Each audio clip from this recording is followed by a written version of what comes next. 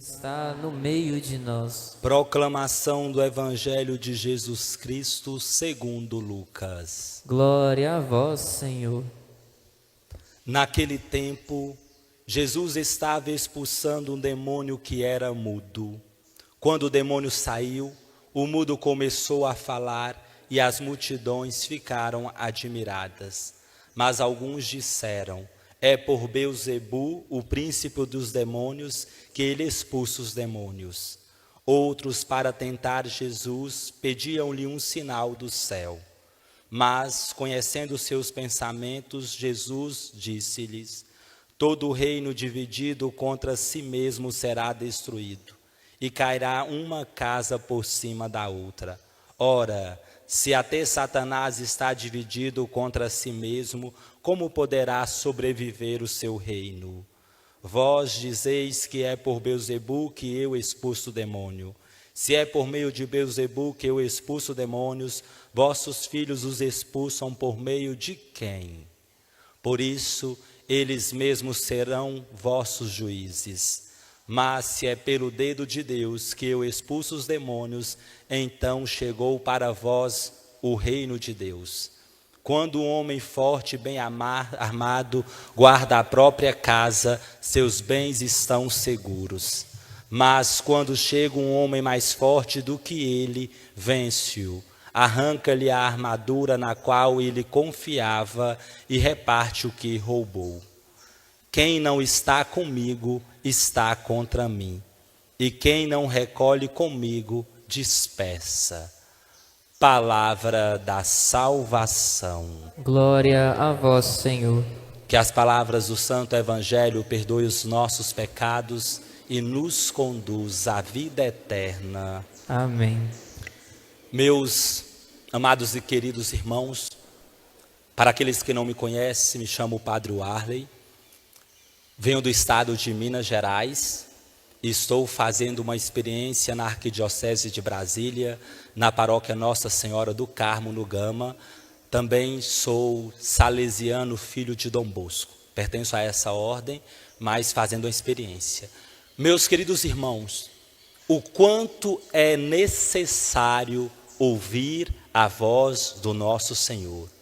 Ouvi a minha voz, assim serei o vosso Deus e vós sereis o meu povo. Nós vemos, meus queridos irmãos, na primeira leitura manifestar: esta é a nação que não escutou a voz do Senhor, seu Deus, e não aceitou a correção. O quanto no mundo de hoje, meus queridos irmãos, os seres humanos têm se afastado do Senhor. O quanto no mundo de hoje os seres humanos têm muitas vezes endurecido o seu coração. A graça que nós precisamos buscar neste tempo quaresmal é justamente essa: buscar ouvir a voz de Deus.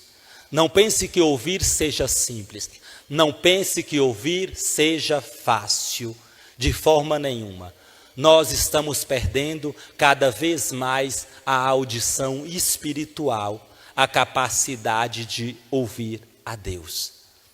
Nós vemos no Evangelho do final de semana falar: se vós não vos converterdes, morrereis do mesmo modo.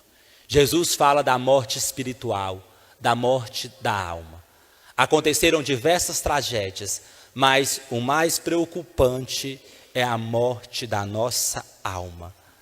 Porque, meus queridos irmãos, muitas vezes nós estamos ouvindo a nós mesmos.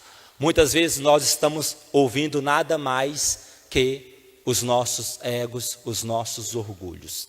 O Evangelho de hoje mostra que quando nós não ouvimos a voz de Deus, a divisão acontece. O maligno ele vai ganhando força quando nós deixamos de ouvir a voz de Deus. Todo o reino dividido contra si mesmo será destruído e cairá uma casa por cima da outra. Eles querem acusar Jesus porque ele expulsou o demônio do mundo. E esse começou a falar. Infelizmente, meus queridos irmãos, nós estamos vivendo num tempo em que as misturas vão acontecendo. O mal se mistura com o bem se mistura com o mal, e o maligno ele vai prevalecendo ele vai muitas vezes ganhando força, porque nós muitas vezes estamos permitindo. O que o maligno quer? Semear a divisão. O que o maligno quer? Destruir as nossas famílias. Eu digo, meus queridos irmãos, eu quero dizer, Deus não me enviou aqui por acaso, sem um propósito. Quando o padre Ivanilson me ligou, com certeza nós padres temos aquilo que compete ao nosso ministério. E quando ele pediu, eu falei, não, vou me colocar à disposição.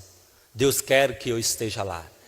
E meus queridos irmãos, o Espírito Santo ele tem feito sempre um renovo na minha vida. E nós precisamos crer nisso. O Senhor fala, nós vemos uma igreja muitas vezes, meus queridos irmãos, que tem repulsa do Espírito Santo. Nós vemos uma igreja que se fecha à ação do Espírito Santo. E quando a igreja se fecha à ação do Espírito Santo, a igreja se fecha à ação do nosso próprio Deus. Porque o Senhor, cheio do Espírito Santo, ele foi conduzido ao deserto. É o Espírito Santo que conduz a igreja. E se nós não assumirmos, e se nós não clamarmos o Espírito Santo, nós não vamos viver uma vida liberta. Nós não vamos viver uma vida de graça. Nós não vamos viver uma vida de cura. Porque é o Espírito Santo que age na igreja. O próprio Jesus falou, eu vou, mas eu enviarei o Espírito Santo Paráclito. Ele vos ensinará tudo, ele vos recordará tudo. O que nós, igreja, precisamos, nada mais que invocarmos, que clamarmos o Espírito Santo nas nossas vidas. Eu cheguei aqui, saí do Gama. Desde quando eu saí da minha casa, eu vim me colocando na presença do Senhor. Eu vim clamando. Se eu entrar no carro, vocês verão, já tocar músicas que edificam. Nada mais a nossa boca fala daquilo que o nosso coração está cheio. Se nós soltamos xingamentos, se nós soltamos palavrões, se nós soltamos coisas que não edificam, é porque dentro de nós há tudo isso. Dentro de nós há xingamentos, dentro de nós há mal. Para que nós possamos reverter, nós precisamos nos alimentar de tudo aquilo que é de Deus. Porque nada mais nós manifestamos aquilo que está dentro de nós. Se eu manifesto pensamentos ruins, se tudo está ruim, é porque dentro de mim está ruim. Então eu preciso muitas vezes alimentar de uma vida de intimidade. Eu preciso buscar mais a Deus. Eu preciso saber o que eu ouço. Eu preciso saber o que eu me alimento. Nada mais nós falamos aquilo que alimentamos. Muitas vezes nós ligamos lá o telejornal, só fala desgraça. Nós não ligamos nos meios de comunicação que leva a fé, que alimenta a nossa fé, que alimenta a nossa esperança. Nós vivemos num mundo, meus queridos irmãos, que ele quer destruir a obra de Deus. O maligno, ele veio para dividir e nós não estamos atentos. Eu digo o seguinte, sabe o que tem me colocado de pé todos os dias? Olhar para o alto. O inimigo quer que você olhe para baixo, que você olhe para as realidades de baixo. O inimigo quer que você continue fracassado, derrotado. Ele já foi derrotado, mas ele quer derrotar o projeto de Deus. Todas as vezes que a minha vida parece impossível ou realidades impossíveis, eu começo a olhar para o alto. Comece, meus queridos irmãos, diante das tribulações da sua vida, diante das suas dificuldades, comece a olhar para o alto e você verá a grandeza de Deus, você verá o poder de Deus. O difícil é que nós vivemos de murmuração, lamentando, vivemos olhando para baixo. É isso que o inimigo quer que você faça, que você olhe. E sabe como nós vamos vencer? Eu digo o seguinte, meus queridos irmãos, a palavra é clara. Eu vou dar pequenas receitas aqui. Primeiro, a palavra, olha o que a palavra fala, a palavra de Deus. Eu gostaria de tocar na sua consciência. Se vós não vos converterdes, ireis morrer do mesmo modo. O Senhor fala da nossa salvação. A palavra, os evangelistas diz: orai a todo momento, a fim de terdes força e ficardes de pé diante do Filho do Homem. O que nos coloca de pé é a oração. Jesus, ele sobe a montanha com Pedro, Tiago e João, e lá em oração o seu rosto muda de aparência, transfigurou-se. Então na oração o nosso rosto transfigura, na oração Deus nos renova, na oração Deus nos cura. O que falta em nós? Homens e mulheres de oração, homens e mulheres de intimidade. Se o próprio Jesus, segunda pessoa da Santíssima Trindade, precisou orar para ficar de pé, imagina eu e você. E a palavra continua: haverá sinais no sol, na lua, na estrela. Dias difíceis virão, pais contra filhos, filhos contra pais, um reino dividido. Levantai, erguei a cabeça, a libertação está próxima. Muitas vezes nós vamos nos desanimando diante das batalhas. Não, meus queridos irmãos. O Senhor fala que vai vir dias difíceis. E o que nos coloca de pé é oração. Aí eu te digo, como está o seu joelho? Tem calo? Se não tiver calo, você não está de pé. Se não tiver calo, você não está de pé. Como está o nosso joelho? Eu nas minhas missões em Resende, eu encontrei uma senhora, e quando eu olhei para o joelho dela, estava o joelho, eu perguntei: o que é isso no seu joelho? Ela: não, padre, nada não. Eu falei: não, minha filha, vem cá. Eu peguei o calo. E ela diz: se meu filho está hoje de pé, padre, se hoje estou de pé, é a oração. A gente precisa calejar a gente muitas vezes caleja a língua para falar mal. A gente precisa calejar louvando ao Senhor. A gente precisa calejar, sabe? Eu vim do interior. Quantas vezes meu pai me colocou no caroço lá de milho, que a gente era levado. Hoje eu fico 1 hora ali e eu não me sinto desconforto porque eu calejei. Hoje mais nós não queremos reverenciar o nosso Deus, nós não queremos mais prostrar. Como é que nós queremos ver a graça de Deus se nós não sabemos nos humilhar, se nós não sabemos nos colocar diante dele e nos prostrar e perceber que nós dependemos dele? Hoje nós temos dificuldade de ajoelhar. Mas nós nos curvamos diante do mundo, nós nos curvamos diante de tantas coisas e nós não temos a reverência de nos curvar diante de Deus. Eu falo, se o nosso joelho não tem calo, você não está de pé. A oração nos coloca de pé. Tem muita gente que fala assim: padre, padre, eu não consigo orar. Padre, eu não consigo, eu não tenho gosto. Eu não oro porque eu sinto vontade, eu oro porque eu preciso. Eu oro porque eu preciso. E meus queridos irmãos, eu vou dizer para você o seguinte: o inimigo quer isso. O inimigo ele vai se lançando contra você, porque quanto mais você se afasta da oração, mais ele vence. Quanto mais você se afasta, mais ele se levanta. Ele quer que você se afaste de Deus, porque ele vai ganhando força. E este tempo é um tempo de nos voltarmos para o nosso Deus. É de nos voltarmos para Ele. Eu quero dizer uma outra coisa, se ninguém te ensinou. Quando você pega um copo, você coloca água num certo nível e você deixa lá ele 10 dias, ele não vai permanecer o mesmo nível, porque ele vai evaporando. Eu quero dizer o seguinte para você. Olha, o nosso nível, Deus fala que existe um abismo entre o céu e o inferno. Quando Lázaro morreu, um homem rico pediu: Senhor, deixa Lázaro molhar a ponta do dedo. Existe um abismo. Olha o seguinte, o meu nível com Deus, preste atenção, olha como nós precisamos entender. O meu nível com Deus está aqui. O nosso nível com Deus sempre há uma diferenciação com as forças de baixo. As forças de baixo estão sempre abaixo. As forças de baixo vão te alfinetar tanto, vão te alfinetar o tempo todo para que o seu nível iguale com ele. E quando o seu nível se iguala com as forças de baixo, tudo na sua vida começa a dar errado.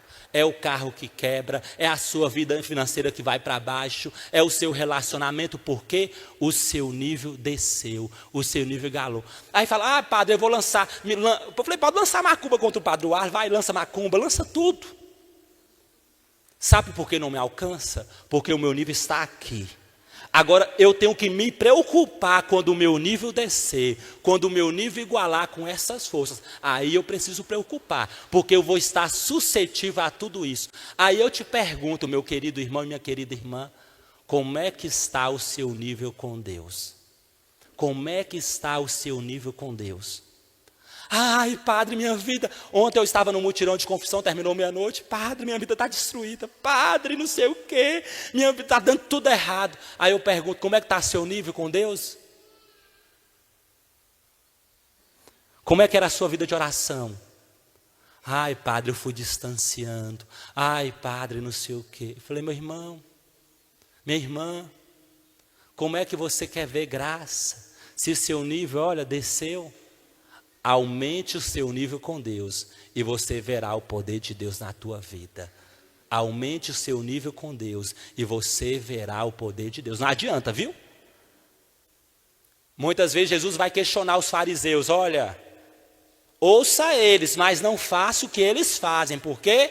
Eles falam e não fazem. Eles falam e não praticam. Nós não podemos viver uma fé medíocre, onde nós só, falamos de religião, mas não colocamos em prática. Nós não somos homens obedientes como Maria, que nós ouvimos recente no Evangelho da Anunciação. Mulher obediente, Jesus foi obediente.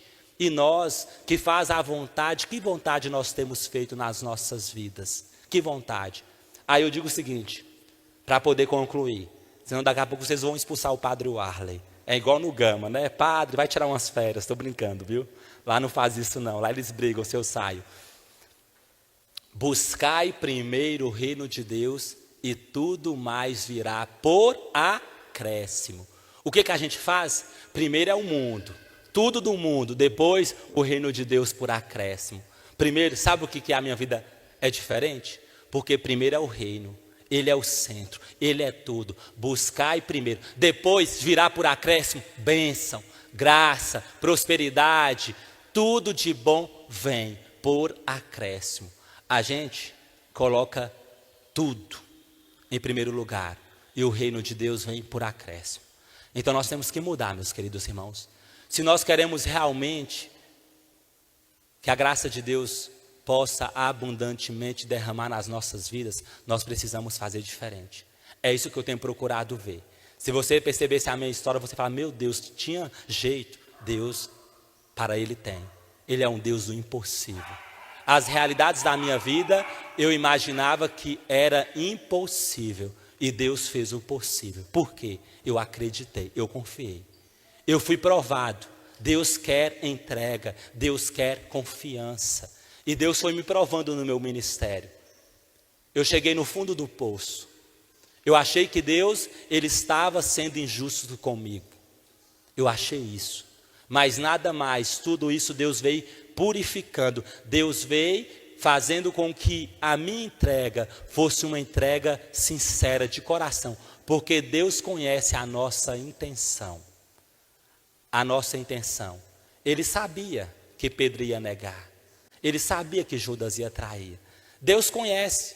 Nós somos pessoas de promessa. Deus quer pessoas de propósito. Essa quaresma precisa ser um propósito. A gente muitas vezes faz de Deus um comércio. A gente, olha, se fizer isso, eu faço uma promessa. A promessa a gente fica livre, né? A gente pagou, acabou. Ah, eu vou lá na Aparecida do Norte. Não, não tem nada contra a Aparecida do Norte, viu? Ah, eu vou fazer isso. Meus queridos irmãos, Deus quer pessoas de propósito, pessoas, Senhor, se o Senhor fizer algo na minha vida, eu vou ser um homem melhor, eu vou ser um homem que eu vou abandonar os vícios, eu vou ser um homem de oração, uma mulher. Deus vai ver a reta intenção. Lá no íntimo, Deus sabe a nossa intenção. Deus sabe, porque a nossa vida continua do mesmo jeito, a gente fica contentando com migalhas. A gente, parece que as migalhas que caem da mesa, a gente vai lá, a gente contenta. Não, Deus não quer nos oferecer migalhas, Deus quer nos oferecer o melhor, mas nós precisamos ter reta intenção. Se você quer ver, sentir o milagre, o poder de Deus na sua vida, faça um propósito. Mas um propósito com reta intenção. Não faça propósitos, é propósito. Eu não gosto, lá no Gama eu falo, não, promessa não. Promessa a gente cumpre, fica livre, a gente, né? É como se fosse mercado, eu comprei, paguei, estou livre. Não, Deus não quer pessoas de promessa, Deus quer pessoas de propósitos. Pessoas que mudem. E se você está aqui hoje, meus queridos irmãos, é porque Deus lança essa proposta para você. Viva um propósito. Faça um propósito. Porque nós nascemos para o céu. A carta de São Paulo aos Filipenses fala: vós, porém, sois cidadãos do céu. Aí eu te pergunto, você é cidadão de onde? Existe dois reinos. O reino da divisão, o reino do inferno e o reino dos céus. Vós, porém, sois cidadãos do céu. Você é cidadão de onde? Do céu ou do inferno? Você é cidadão de onde? Fala para mim. De onde você é cidadão? Tem certeza? As suas atitudes correspondem ao cidadão do céu? A uma pessoa que é cidadão do céu? Eu preciso me perguntar. Porque é fácil, né? Dizer que eu sou católico, dizer que eu sou cristão, mas as minhas atitudes não correspondem ao céu. Então eu preciso cuidar para não envergonhar o céu. Às vezes eu me pergunto, às vezes eu não quero me envergonhar o céu. Eu dizer que eu sou do céu, mas a minha postura na terra é de cidadão terrestre e não do céu. Então, meus queridos irmãos, eu falei muito aqui da oração. A oração nos coloca de pé. A oração. Orai a todo momento, incessantemente, a fim de ter força. A oração nos dá força. A oração nos coloca de pé. A oração nos liberta. A oração cura. E eu pergunto, como é que está a sua ascese? Como é que está a sua vida espiritual? Como é que está a oração na sua vida? Às vezes a gente não ouve, né? Tem tantas coisas. A gente já ora, já não sente, porque não há entrega. Porque não há entrega, não há despojamento, não há... O mundo às vezes está te tirando da presença do Senhor, você não está percebendo. Nada mais você que não tem lhe permitido fazer a experiência. Porque eu, Padre Arley, quando eu oro, antes não, eu orava, ficava aquela questão, Senhor, eu não sinto. E eu precisava me entregar, eu precisava me confiar, eu precisava me abandonar. Eu comecei a sentir. Quando eu olho para o céu, eu começo a sentir. Quando eu olho para a cruz, para Jesus, eu começo a sentir. Quando eu estou em oração conectado, eu sinto. Então falta abandono, nos abandonar. Este é o momento, meus queridos irmãos. O momento que nós nos colocamos na Eucaristia, diante do altar, diante do Senhor, é o momento de nós nos abandonarmos ao Senhor, de nós entregarmos a nossa vida, de falar, Senhor, olha por mim, olha pela minha pequenez, olha pelo meu sofrimento, olha pela minha dor, olha pela minha enfermidade, Senhor. Cura-me, Senhor. Ele é Pai. Ele não nos abandona. Ele está conosco. Eu digo, Ele quer nos dar uma alegria muito maior do que a alegria terrestre. Porque muitas vezes Ele fala que o nosso Deus é o Deus estômago. É aquilo que sempre está no prazer. A gente busca sempre os prazeres da vida. Os prazeres da vida quer nos tirar o prazer do céu, o gosto do céu, o estar no céu. Então, meus queridos irmãos, nesse sentido, no íntimo do seu coração, eu lhe convido a nesse instante, nesse silêncio, a ir permitindo ouvir a voz do Senhor. Vá fazendo a sua oração, vá se entregando, vá se despojando, para que através desse mistério eucarístico, que possamos participar do Senhor do sacrifício, que possamos abraçar o Senhor, que possamos também com Jesus carregar a cruz, os sofrimentos. Então neste momento vá entregando, Senhor, eu entrego a minha vida neste momento. Eu quero, Senhor, entregar tudo o que sou. Eu quero, Senhor, ser um homem de oração. Eu quero ser um homem de entrega, uma mulher de entrega, uma mulher de oração. Senhor Jesus, me ajuda, Senhor, a resistir às investidas de Satanás. Me ajude, Senhor, a resistir contra tudo aquilo, Senhor, que é divisão, contra tudo aquilo, Senhor, que quer nos afastar de Ti. Liberte o meu coração. Aviva o meu coração. Senhor, derrama sobre a minha a Tua graça. Eu quero sentir o Teu poder. Eu quero sentir a Tua graça em mim. Então que vocês, meus queridos irmãos, possam sempre participar.